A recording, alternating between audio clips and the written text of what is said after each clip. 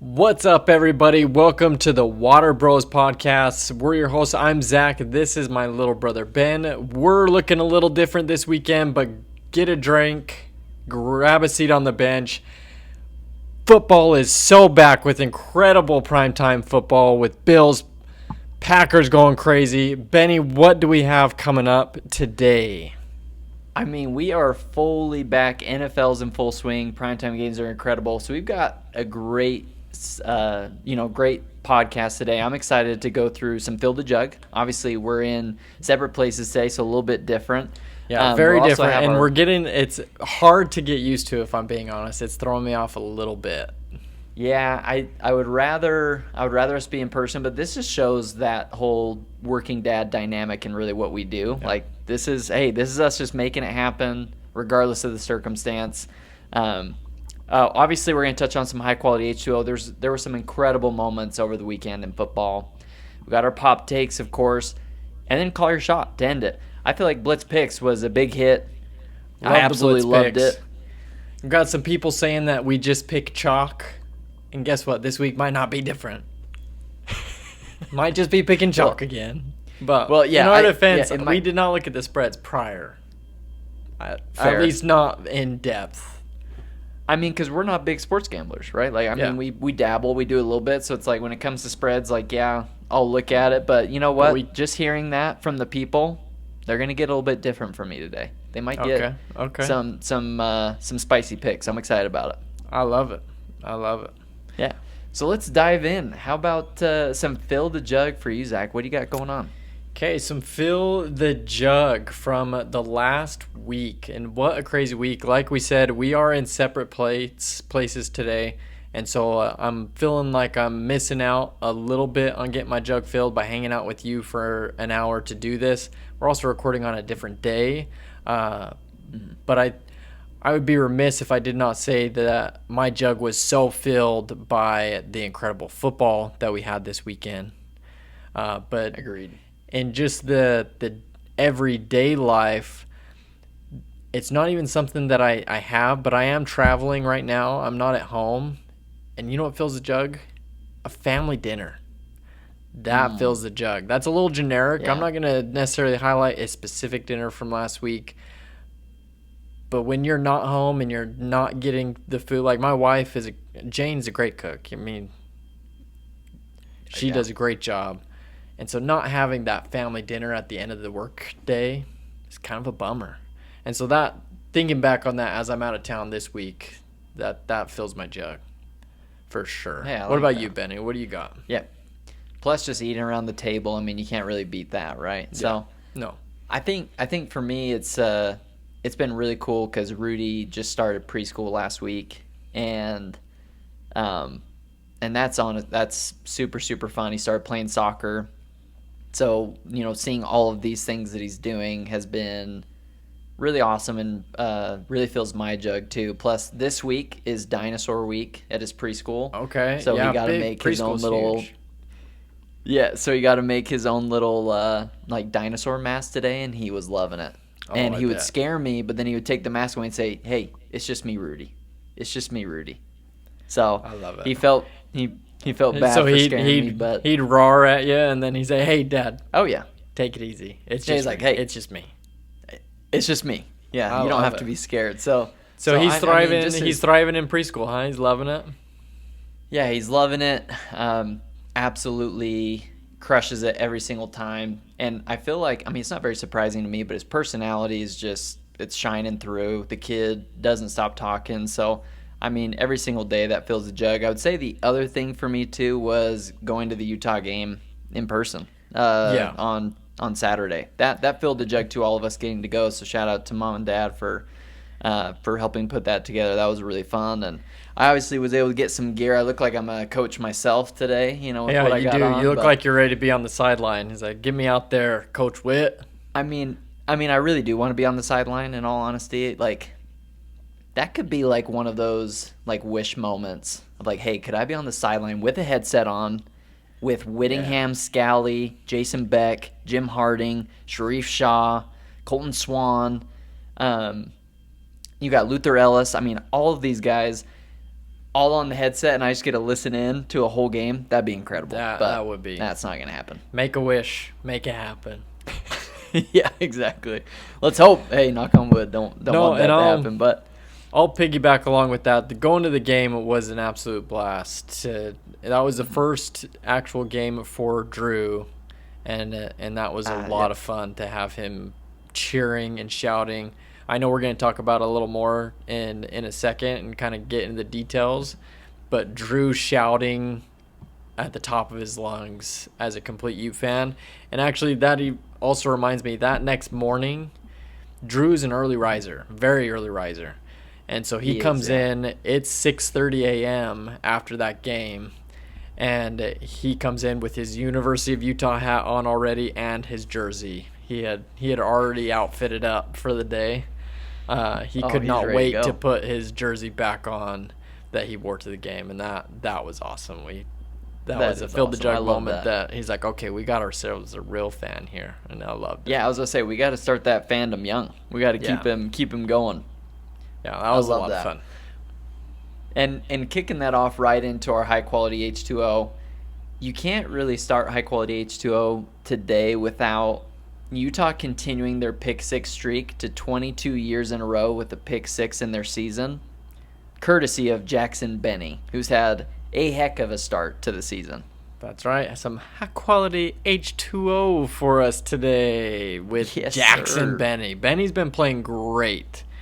He's been doing a great job getting a pick six. Graded as one of the best coverage corners in the nation.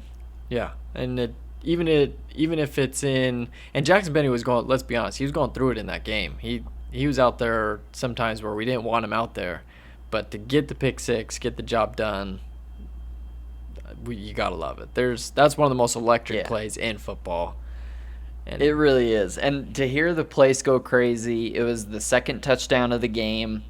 We had the beginning one with Wayshawn Parker catching it 1 yard ahead of the line of scrimmage and then just taking it 50-plus yards to the house. And then Jackson Benny brings the house down with a pick six, just reading the play perfectly. It looked like he had someone out in the flat, someone who was coming into maybe like a little bit of like a corner route towards the sideline as well, and he just read the quarterback's eyes, jumped right in the middle. It was incredible. Yeah. So that was really, really fun to see that one. I mean, that's some high-quality play by him. He's been doing that all across the board. And listening to Whittingham's press conference today to lead into the Week 3 preparation, he basically saying, like, hey, if we want our receivers to be successful on the offensive side, we need Jackson Benny to be highlighted as a big part of the offense. So I think there's still more to come from him that we haven't even seen yet.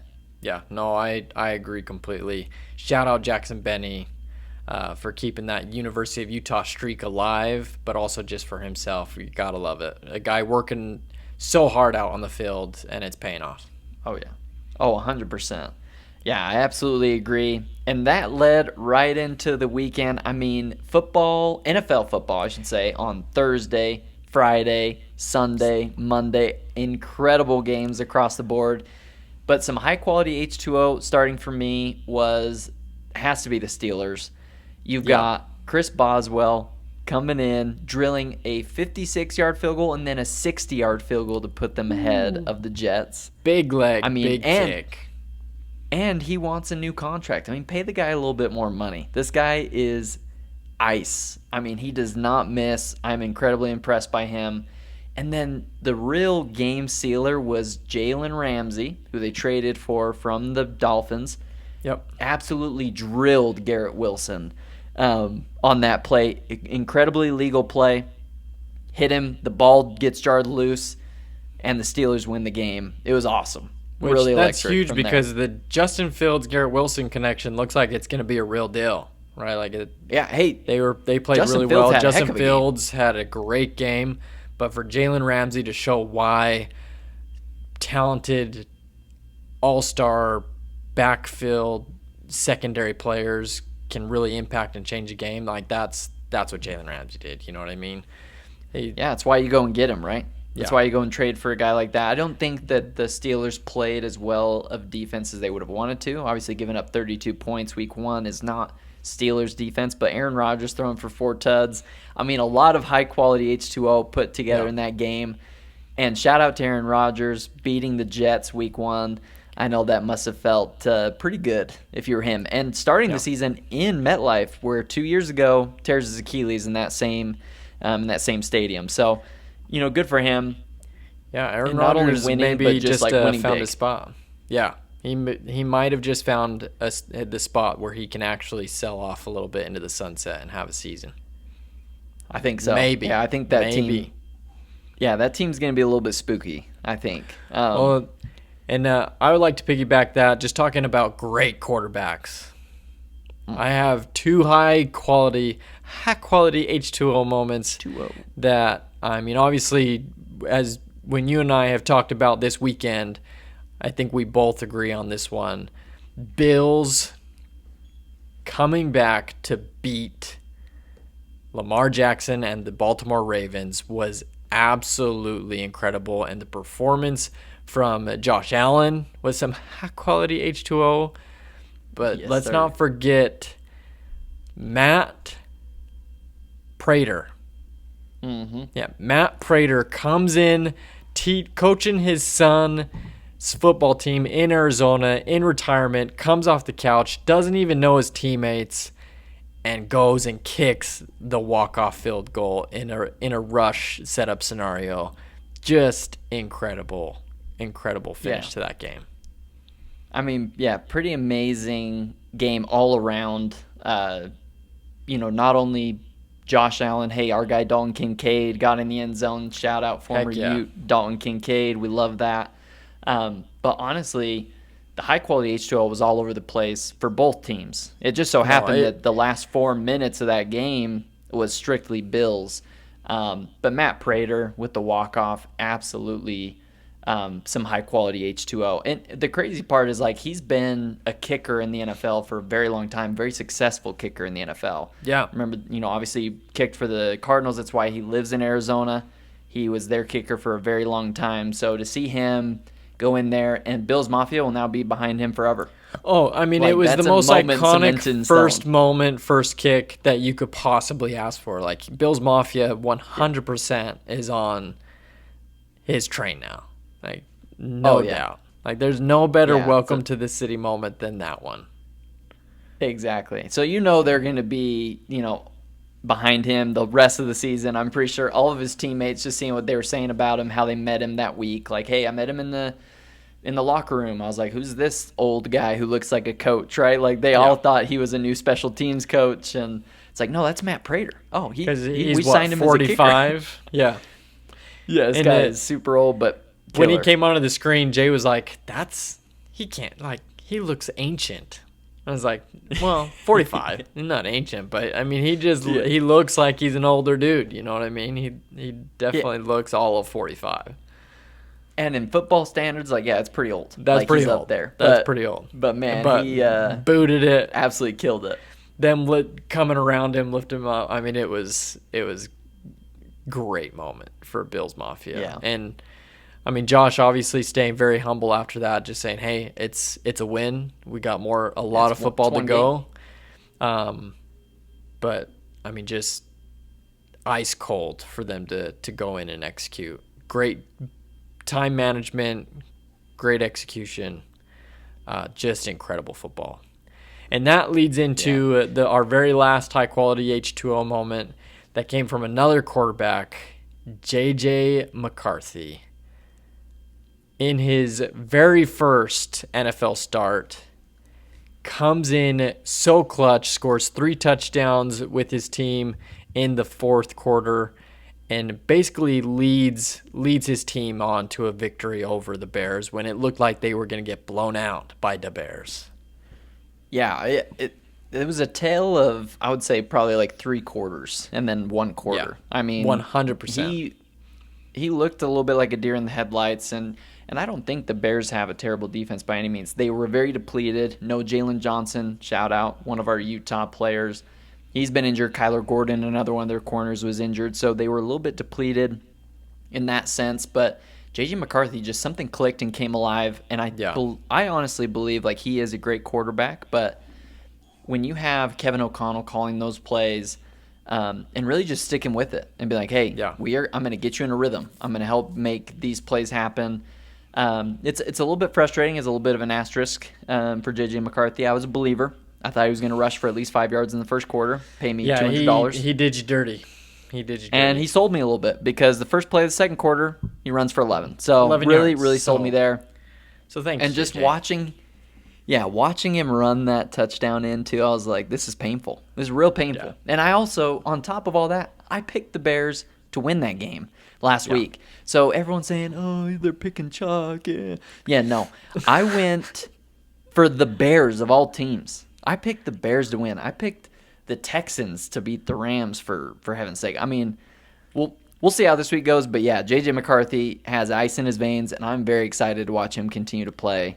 And honestly, as much as I don't really like Caleb Williams, he didn't look all that bad either. So No, and I think if you're Good matchup. a Bears fan, obviously heartbroken, I think there's still going to be a little bit of a feeling of, oh well, same old Bears, because we gave it up there at the end. I mean, that's a tough look as a team, but they are on the loss. offensive side of the ball. They're executing, they're moving the ball, they're scoring points, and so if they can just figure out some of the defensive side, make sure they're closing. yeah, closing, they make can sure still they're be healthy, a thing. getting everything done. I agree, and I feel like there's some high quality H2O moments. Those were some of our favorites. Obviously, I absolutely loved all these games, and shout out to the scheduling people in the NFL making these matchups happen. There's some really, really fun games to start this season.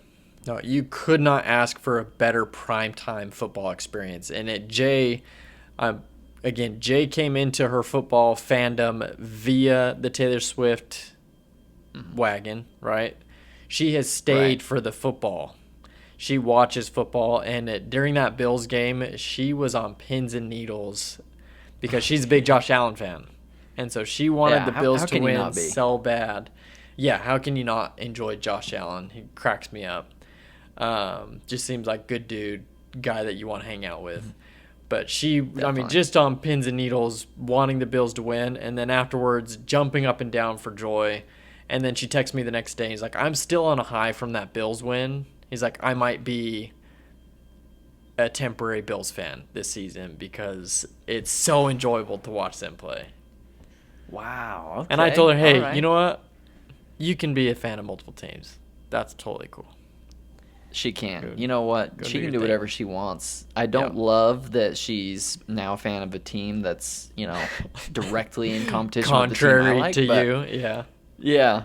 And I also don't like that team is so much better than the team that I like. But, we'll see how the rest of the season comes together, which leads us into some pop takes. So we have some great topics, Zach, on some things we want to talk about. We'll get back to our NFL, but we got to pivot back a little bit to Utah. We got to talk a little bit more college ball. Yeah, what was your thoughts on, how Utah looked in that game in person? Obviously, it was Cal Poly.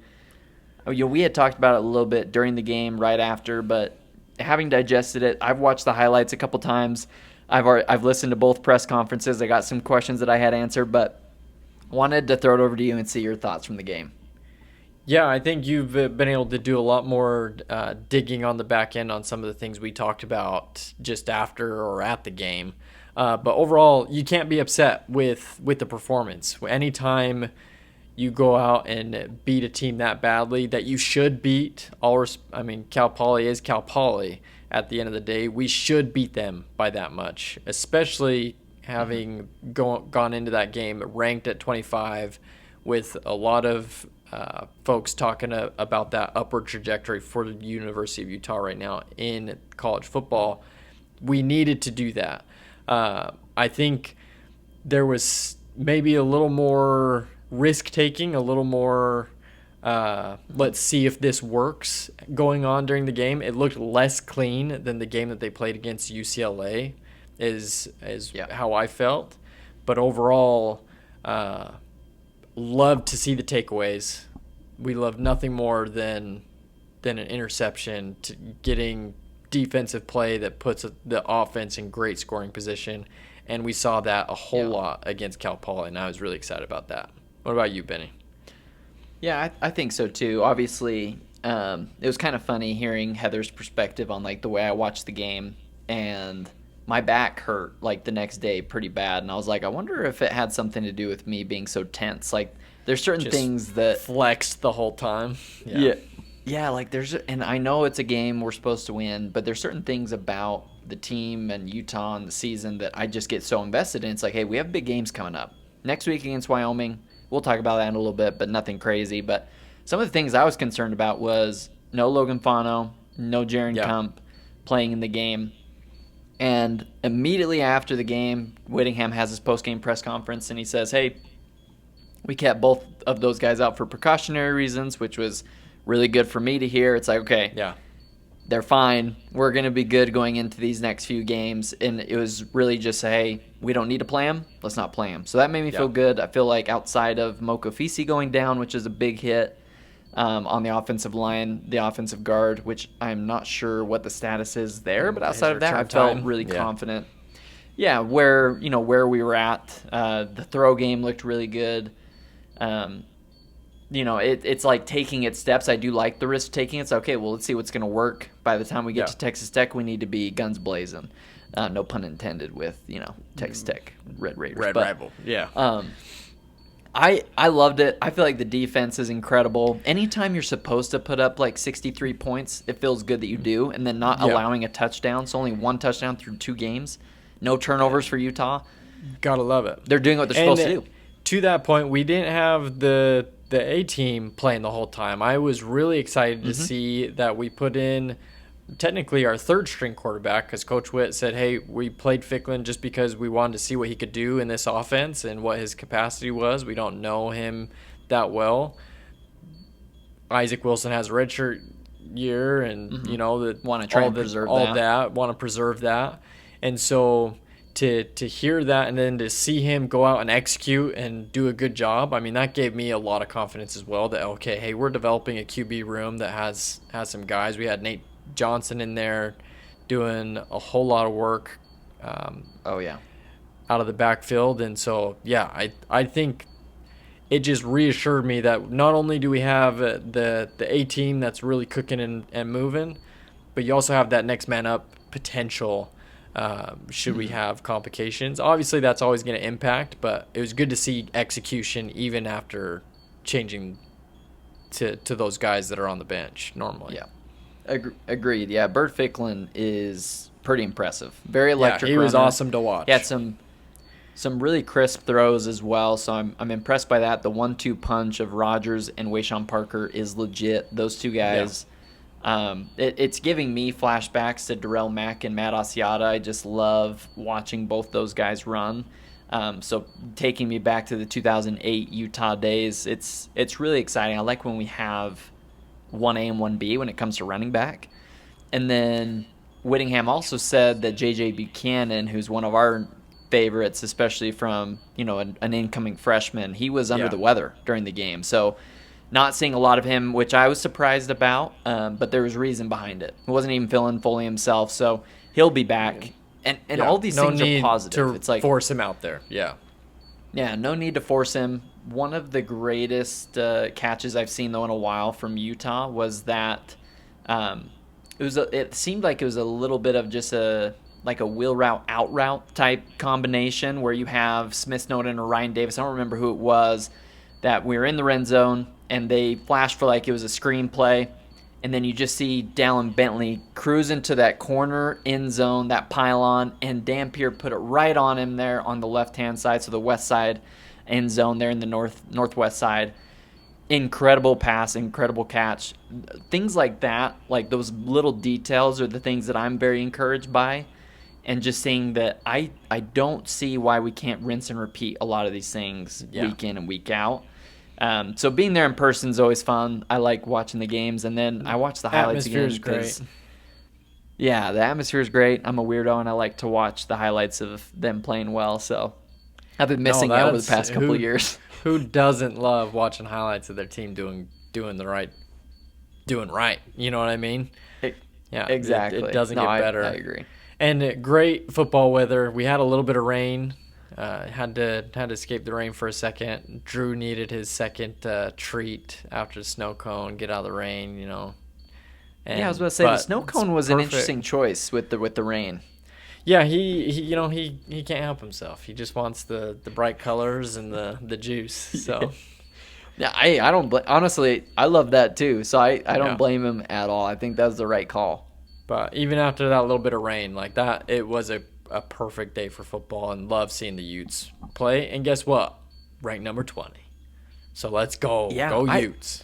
That might be one of the things that surprised me the most too, was like, hey, we go into the game ranked 25, ranked 25th, however you want to say it. And then you beat a team like Cal Poly and we jump to 20. So yeah.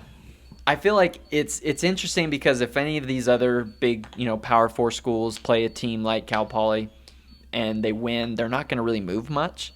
So the fact that Utah's moving that much, I think it just says more about what people really think about them. They're trying to get them up higher and higher, like Utah is that team. So yeah, I'm excited to see how that continues to move in our favor. But pivoting back to the NFL, our second topic here in Pop Takes is a little bit of NFC North football. One of the most interesting games of the weekend was the Lions and Packers, Micah Parsons' debut in Green Bay, and the Packers looked to pretty much dominate against the Lions. Is that more in your eyes of like an understatement? Yeah, almost an understatement, but it's like, is it more of the Lions falling off for you, or do you feel like the Packers are just that good this year? I think it's a combo of both. So let me just say, of all the stuff that we have on social media, that is one of our biggest ones that we have had some crap for is, and granted, we recorded our podcast before the game was even played, but I very much so picked the Lions to win the NFC North. The NFC North is going through Green Bay. I think they really are that good this year. They looked scary, clinical in their execution. I think the Lions, the impact of losing coordinators is playing a bigger factor than maybe we gave it original credit for. I think Dan Campbell I think they'll still figure it out to maybe not look as beaten as they did against the Packers, but I do think the Packers are that good. Yeah, I agree. I do think the Packers are a little bit better than potentially what, even I was giving them credit for in these previous few weeks. And honestly, at the end of the day, I still think the Lions are a great team. And I think they'll figure it out. They just didn't look as nearly as polished or ready to go as the Packers did. No, not sharp, not as polished, and that probably does have to do with the coordinators and the defensive pressure that the Packers were putting on. Penei Sewell and Micah Parsons were having, they were going at it the entire game. Got his first sack. Micah Parsons making his impact already in Green Bay. So yeah, that's a pretty dynamic duo. And the player that like really shined for me, obviously Jordan Love played really well, but I love seeing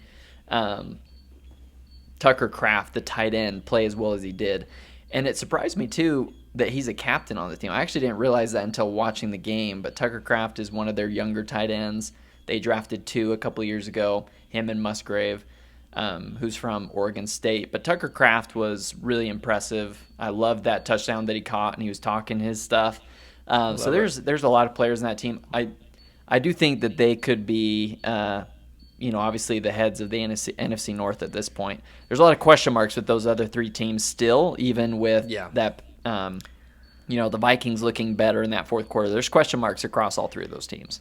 Yeah, after week 1, I think there's a lot of potential roller coaster that we could still see with the performance level across those teams. Again, to Josh Allen's point after his win, a lot of football still to play, but very hopeful. Yeah, no, I agree. A lot of before we go any further, am I going crazy, or are you hearing that beeping as well? I am hearing that beeping, and I figured it has to be coming from your room. Is it coming from outside? I don't know what the heck it is. Give me 2 seconds. Yeah, you're good.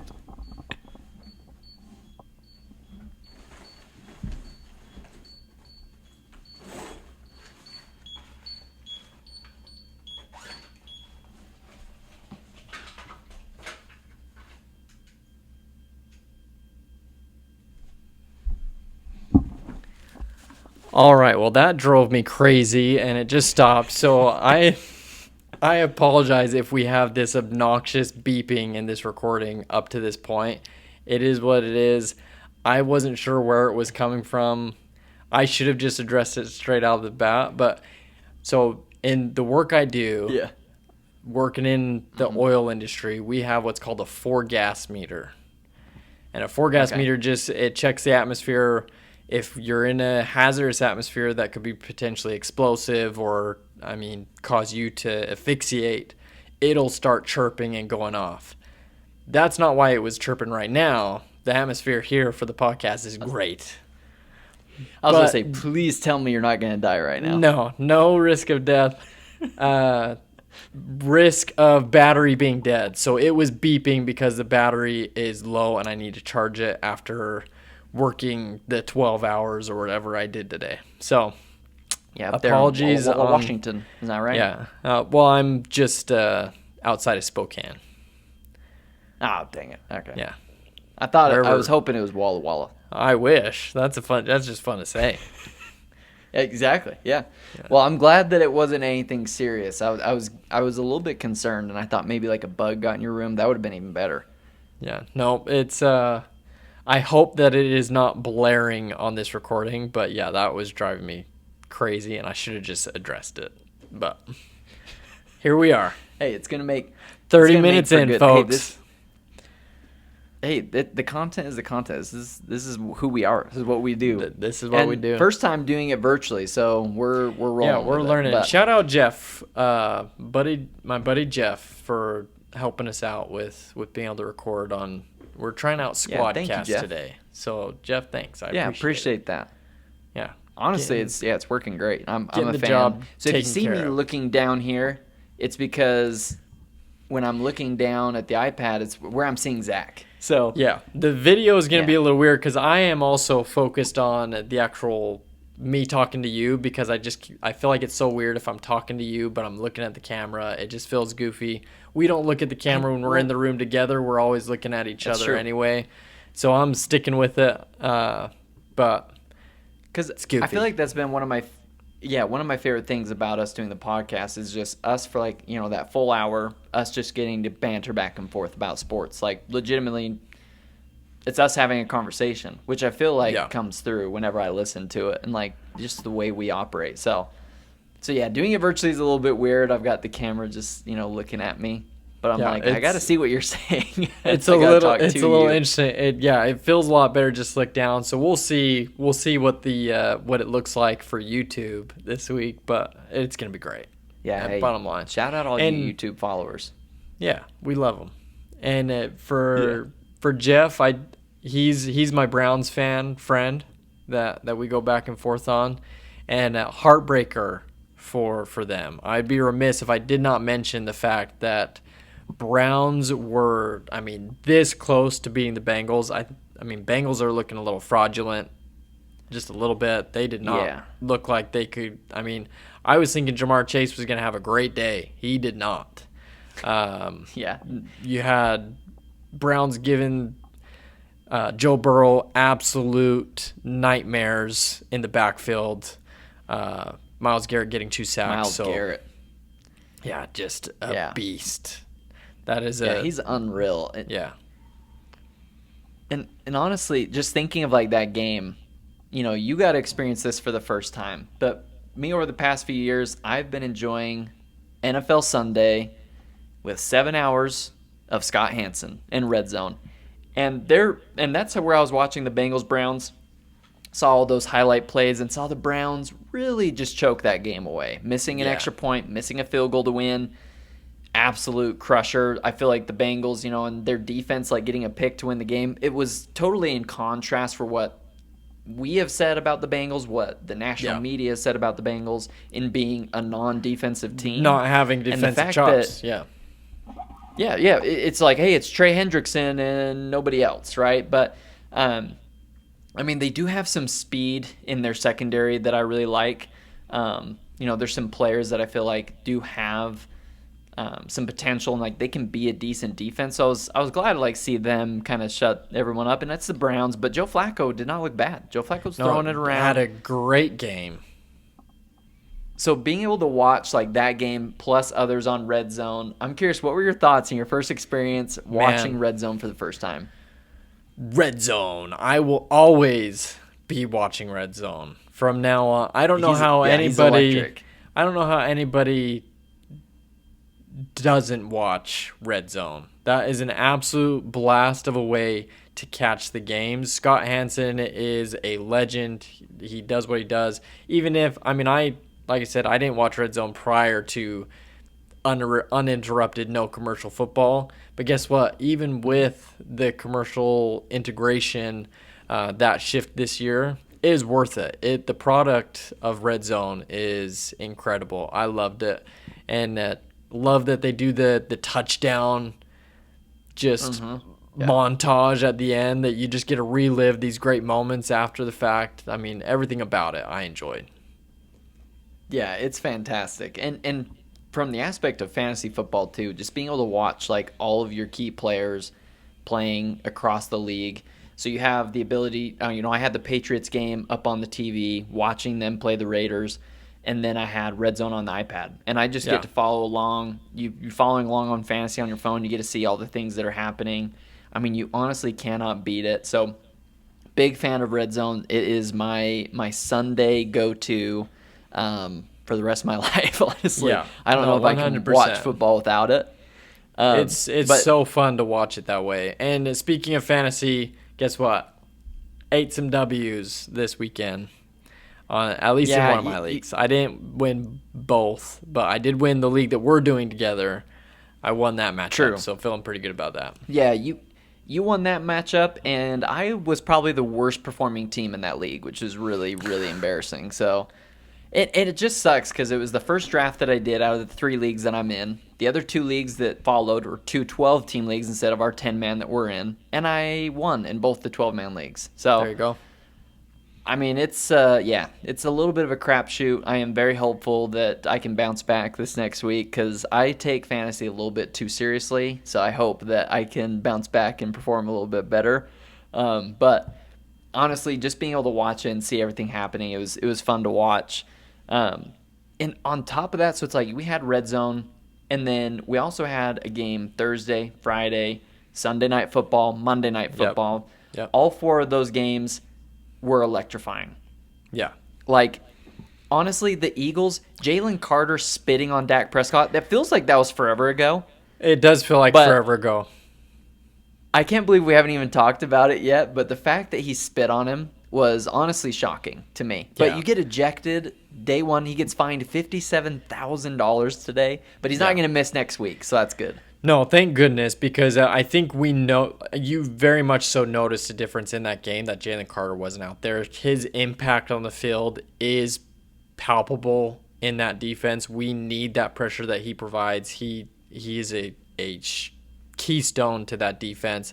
And I appreciate it after the fact. He said on the field, like, look, it got to me in that moment, but I can tell you it won't happen again. You know what I mean? And I appreciate that from Jalen. Bad decision.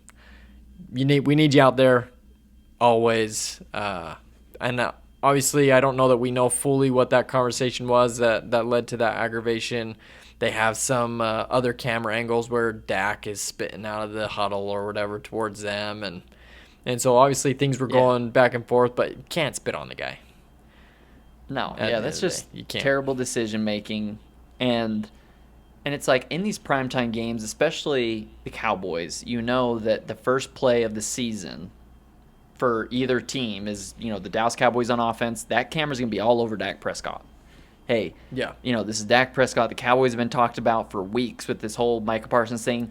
And Jalen Carter decides to just spit on the man. So, terrible decision, but Glad that he owned up to it, and I'm glad he's not going to miss any more time because I love watching that guy play football. 100% for the Eagles. Couldn't agree more. He's amazing. And we need him out there. We really do. Like I think that game is maybe not so close if Jalen Carter's out there. You know what I mean? I think so. He's a game changer. That's exactly what the Dallas offensive line preps for is Jalen Carter. Yeah. I mean, at the end of the day, too, though, go Birds. We got the dub. Started off strong, especially in the Link first home game. You want to win that one against a division opponent, and they got the job done. And so the next year, he went into the locker room and said, "Hey, good job, boys. Good job, boys. Hey, got the job done." Yeah. So we got it done. Yeah, I love that.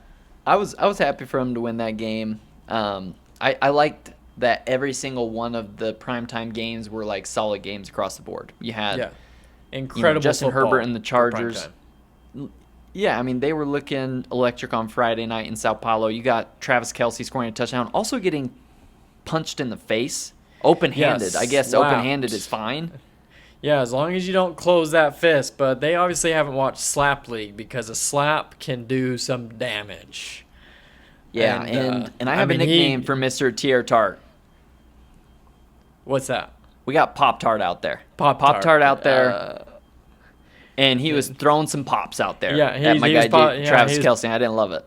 Little Pop-Tart was popping off. So we and again with that, no repercussion that I'm aware of. I don't know that I've seen any sort of fine coming through. No penalty. Andy Reid, I think, even commented like, "Hey, Jalen Carter gets ejected for the spit, but absolutely nothing happens to Pop-Tart for." I mean, he didn't say Pop-Tart, but. Nothing happens to him for the open palm strike to Travis, which he got all of it. Like, I mean, he got Travis pretty good. But yeah, Chargers. Contact. It was impressive. Chargers looking pretty good. I said at the start of this podcast journey that Harbaugh gets a Super Bowl. They're looking maybe ahead of pace of what I was thinking. They looked really good. Yeah, I'm not going to lie. Like, watching that game and then watching the two AFC juggernauts Sunday night, I was thinking back to our division picks, and I picked the Broncos, and they looked terrible. Bo Nix looked awful on Sunday. Yeah. And I picked them to win the division. I have so much faith in that defense and that team, Sean Payton. And I felt good that I didn't pick the Chiefs, especially with everything they got going on. Rashee Rice suspended. You've got injuries to Xavier Worthy dislocates the shoulder. I mean, they're hurting in their wide receiver room for sure. They're hurting like across the board. So seeing that, I was like, man, I don't have a lot of faith in what they got going, but maybe I picked the wrong AFC West team to win that division. I mean, maybe. I mean, the Chargers were another team that looked absolutely great. They looked really strong in their performance. And Chiefs were one of the teams this weekend that I think are leaving a lot of question marks out there. It's like, hey, not the cleanest execution, not the cleanest ball. We said that if you're not playing clean ball and leaving it to one-score games, the Chiefs, we said that they're not going to be able to get it done, and they couldn't. And that's because the Chargers are legit. Yeah, Justin Herbert kind of shut some people up. Oh, Friday man, night. The aura of him just when he did his last game icing slide. Why wasn't that high quality H20? Good grief, fair. That was a good moment. The thing is, it's like that's. I mean, he knew it too. He knew it too. He just was like, he knew he looked so cool in that moment. And I'm going to correct myself. 5 straight days of football. So that's a lot of high quality H2O for us to condense in. So there's only so much we can highlight. Yeah, only so much. But that leads us into our last 2 topics of Pop Takes, though, which there were a lot of these teams that showed out. There were a lot of teams that kind of laid some eggs. Yep. But what better than podcasting to just have hot takes? So I want to start this one off of best team in the AFC after week 1. This is the WaterBros pod power ranking, except it's just the number 1 guy. Yeah, power ranking, just the number 1. I'll give you even a couple. Like, I'll give you my top few. Okay. This may be a hot take. Maybe a lot of people won't think so, but what I saw out of the Ravens still, to me, solidifies them as the best team in the AFC. It is not a question mark. Did they have a few things not go their way at the end of the game? Yes, and they're going to beat themselves up for it. They seem to have that common thread where they let things go a little bit. That seems to keep happening, but Lamar Jackson is unbelievable. DeAndre Hopkins had a heck of a touchdown catch. And Derrick Henry looks like he's 24 years old, freshest legs, ran the heck out of the ball. He had that fumble, but that was just an incredible play by Ed Oliver. So my best team in the AFC, play. Yeah, it has to be the Ravens. And just since you said power rankings, I'll give you the next few. Why not? Number two for me is the Bills. Those two teams are the best two teams. No doubt. It was it was a battle of juggernauts on Sunday. It was incredible football. 100%. Yeah. Like, it wouldn't be surprising if that was the AFC Championship game. We see those two teams going after it. And then I would throw in the Chargers as a top 5 team after week 1. I'm also going to throw in, I think, for me, and that's where it starts to get thin for me when we're talking AFC teams following those first 3, because the Bengals laid an egg. Wasn't very impressed with the Jaguars. Maybe throw the Colts up there when it comes to a power ranking perspective. Colts had a heck of a game. Yeah, so you maybe throw the Colts up there as like the 4th team, and the 5th team out of the AFC. Maybe say like I don't know.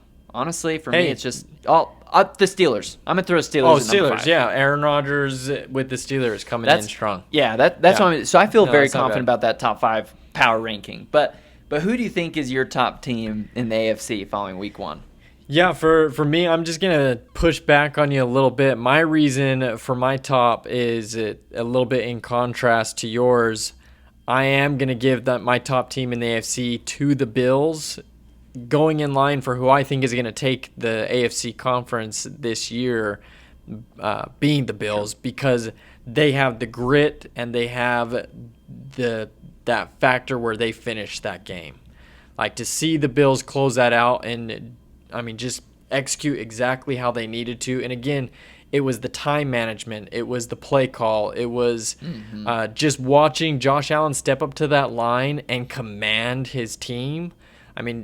Recognizing defense, reading it, making adjustments, and going out and putting the ball where it needs to be so his guys can make plays. It just was a flawless execution in that 4th quarter, and I absolutely loved it. And for that reason alone, I am putting Bills number 1 with Ravens being that number 2 spot. Because, again, to what you said, can't say it any better. Ravens just looked incredible. They have the weapons. And if they meet up again, that maybe goes a different way. You know what I mean? Like, that is going to be a battle no matter what. I agree. So that is my and that AFC. game could be very big for the number 1 seed, to be honest. Yeah. That may be the differentiator, which would really suck, because I know that Lamar and the Ravens do not want to go play in Buffalo in the playoffs. No. Not at all. So that, I agree. Like, there's definitely no argument, especially if we're talking power rankings, because you're going to factor in, obviously the fact that they won, so the Bills being number 1 makes a lot of sense, but maybe that's just the Patriot fan in me. I think you're allowed to do that. And again, maybe 8, maybe 7 times out of 10 that goes the Ravens' way. We'll find out. There's, again, a lot more football to play. But with the way they executed in that 4th quarter, I can't say anybody else other than the Bills. Yeah. No, I agree. And now the opposite side of the token, who's your best team in the NFC after week 1? Okay, my best team in the NFC after week 1, as much as it pains me to say, because I wish I could say it's the Birds, but I am going to go with the Packers. I think of the NFC, no one showed better than the Green Bay Packers this last weekend. They looked scary, Ben. They looked so good. And I reach out to our Packers friends that we have, and I was like, hey, this is looking a little bit terrifying. They're legit, and I think the Packers have a really good combo in both a young team, but a team that can really come up and smack you in the mouth. Oh, yeah. No, I agree. I think I'm on the same wavelength when we're thinking of some sort of power ranking, best team after week 1. The Packers have to be at the top of the list for me. I still feel like the Eagles are right up there. In watching them play, the person that impressed me the most was Jalen Hurts. Jalen had a great game. Yeah, very impressed by him. Decision making, incredible running ability. He really showcased the dual threat. Like he was doing a little bit of everything, which we knew he's a dual threat, but he was doing it well. Right, exactly. And the fact that A.J. Brown has 1 catch and you have Devontae Smith has, 2 catches in the game? Like, I don't think either one of them had, obviously they're both Super Bowl champions, so good for them. But the thought that I had is like, hey, if they can win just like this, and Saquon only rushes for like 60+, and they beat the Cowboys, I was gonna say they didn't the Cowboys lean on good night. Yeah, they didn't lean on Saquon. Yeah, I thought the same thing, Ben. I thought so they're really still going to be up there. Yeah, they're still going to be up there for me. But the sneaky team for me that's probably the second best team out of week 1 in the NFC is the Buccaneers. I loved that. Emeka Egbuka, it makes me very sad I didn't pick him in fantasy in any league. I had every intention to. But just him going out there, Baker Mayfield putting the ball on a rope directly to him a couple different times. Yeah. I was extremely encouraged to see them play, and now I understand a little bit more as to why a lot of people are picking them as a sneaky Super Bowl team. Yeah. They looked incredible. So I'm with you, though, Packers. And then, so honestly, it wouldn't surprise me if we see a Ravens or Bills versus Packers Super Bowl this year. Like, if all things continue the way that they're going, and I hope the best for Jordan Love as a former Utah State quarterback, that if history holds true, in the same year that, Brett Favre got Reggie White, Aaron Rodgers' defensive star that they traded for or got was Charles Woodson. Oh, and now Jordan Love gets Micah Parsons. And they're all at the age of 27, I believe, is the common age that all 3 of them were when they got this defensive star. And they all won the Super Bowl that year. Hey. So you never know. This might be could history repeat itself? And in Green Bay, it has a tendency to do that. So I'm interested to see how they go about it. No, I love that. And I don't think anyone can dispute how good Green Bay looked this last weekend. No, definitely not. And with that being said, we get a finish out today. We are heading into another week where we get a little call your shot. So we're gonna call our shot and live by it. Yeah, we're gonna call our shot and live by it. So starting with our 5 college games that we stick with, we're inserting a new team instead of BYU because they have a bye week this week. But terrible bye week. Sorry, BYU. Yeah, it sucks for you guys to have the bye week now. I really think like that's terrible. But we are tied on college picks after last weekend. Yeah, so neck and neck. First game we get a pick is Utah, Wyoming. Easy for me. 22.5 point spread. I'm going Utah. Utah is the pick there for sure. No doubt. Yeah, easy one to get out of the way. But for you, Utah State Air Force. Who do you think wins that game of juggernauts? Utah State Air Force. I am going to go with Utah State. I think Barnes gets it done again for Utah State Aggies, and they do their thing. They scored more points against Texas A&M than I thought they would. So, yeah, they looked fine. I scored 22, so not terrible, which doesn't surprise me with Barnes. He's kind of he's a big game type player, but Texas A&M is obviously so much better, which we'll get to them here in a minute. I'm gonna go Air Force. Okay. So I'm gonna differ from you already. I'm going Air Force. I think they're gonna beat Utah State, and it's I believe it's at Air Force. So get a home game there, and that makes a difference. If they can try and win that game for them. Yeah, that makes a difference. Third game. So these are 3 ranked games here heading into week 3. Are all electric games. First and foremost is Georgia, Tennessee. Who you got? I'm gonna go Georgia. Love what Gunnar Stockton brings to the table, and I think they're just going to outgrit. Yeah, honestly, I'm with you on this one. I am going Georgia. I think that this is a tough matchup for Tennessee. That Aguilar quarterback at Tennessee does look good. Yeah, they're looking really strong. Yeah. But I'm leaning Georgia in this one and Kirby Smart. I think that early on in the season like this, coaching can really play even more of a factor. It's like, hey, come in, have the guys prepped, ready to go, and that's what Georgia is. So I feel like they're going to come out with a little bit more fire after last week not having the greatest game last week. So I think they're going to come out and play well. And I love seeing this one because this is throwing like the biggest surprise team into our college picks, but USF versus Miami. Who you got in that game? USF, what a run they are on. I think first and foremost, they are my favorite for the group of 5 bid into the playoffs. But I also think I was not giving Miami enough credit for what Coach Cristobal is bringing to that culture, that team. I am going to go with Miami to get it done against USF, but USF, I think, definitely gives them a tough time. Yeah, I think they're going to give them a good game as well. And I'm not really going into the chalkiness of picks with until we get to the NFL. I'm gonna go Miami as well. I think the USF run of beating these ranked teams stops this weekend, but that doesn't mean that their season isn't going to continue on this magical run. I think they're going to continue to run the table. Yeah, nobody has a better resume than USF right now. Yeah, they're showing up and showing out. So if they can beat another Florida team in Miami, the number 5 ranked team in the country, that's put them in the top 10. An unbelievable first 3 game spread. They would have to be. Yeah. So pretty impressive by them. And then that brings us to Texas A&M versus Notre Dame. So 16 versus 8 here in this game. For me, I am going with Notre Dame in this game. I think, after losing to Miami, this is a game they're ready to go. They're going to go out and get a dub.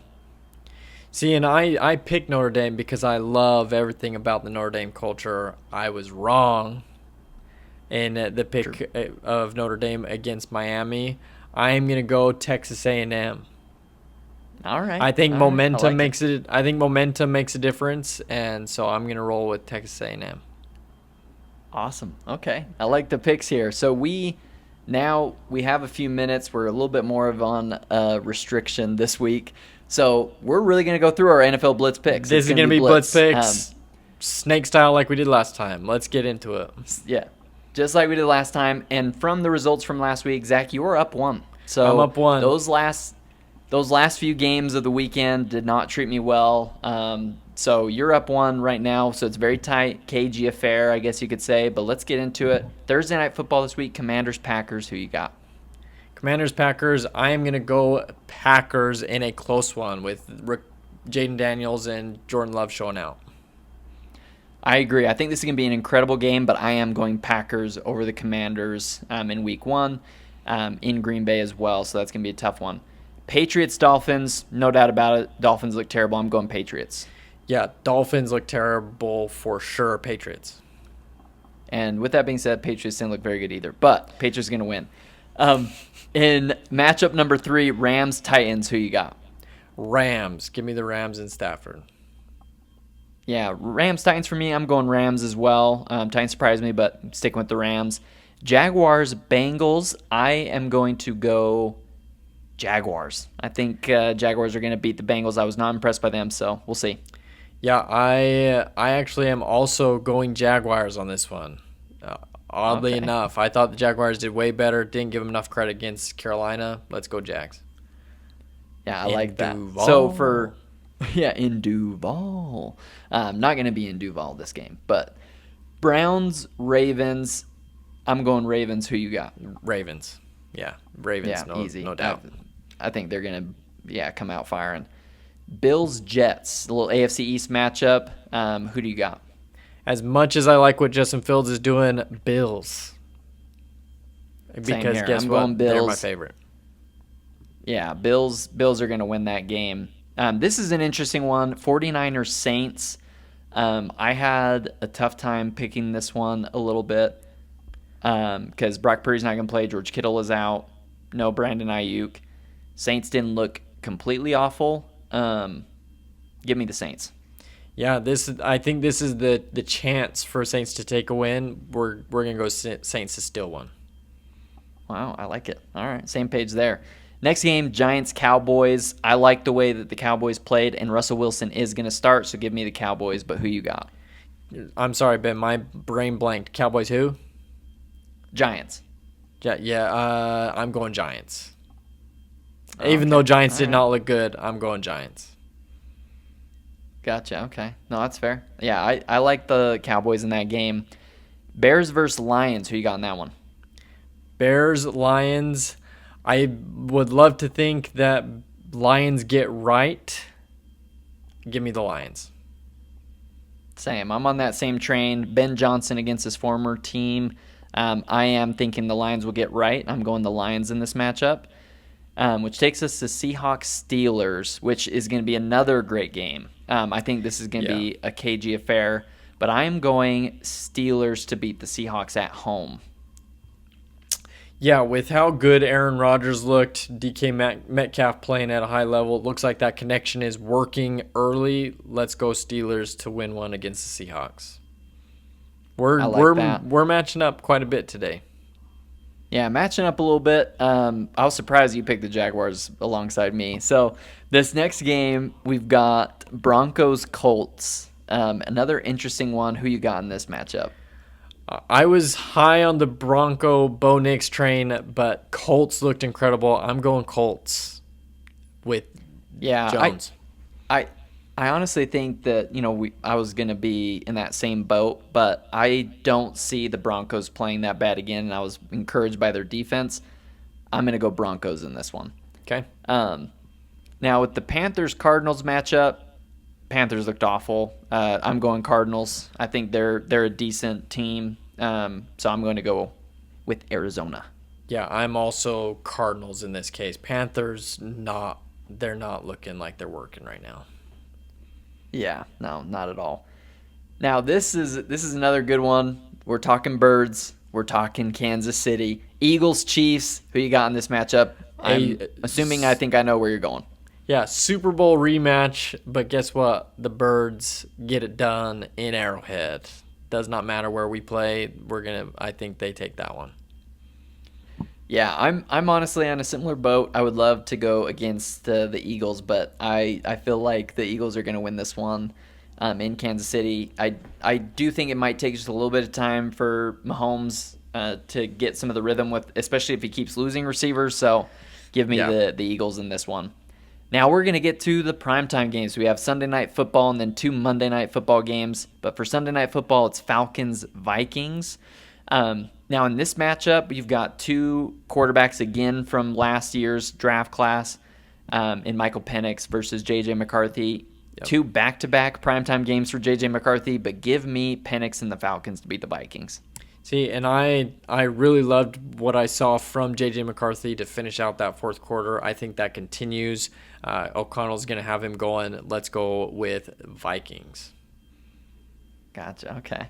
So we're different here, and we might do the same on Monday Night Football. But first matchup is Buccaneers-Texans. Who you got?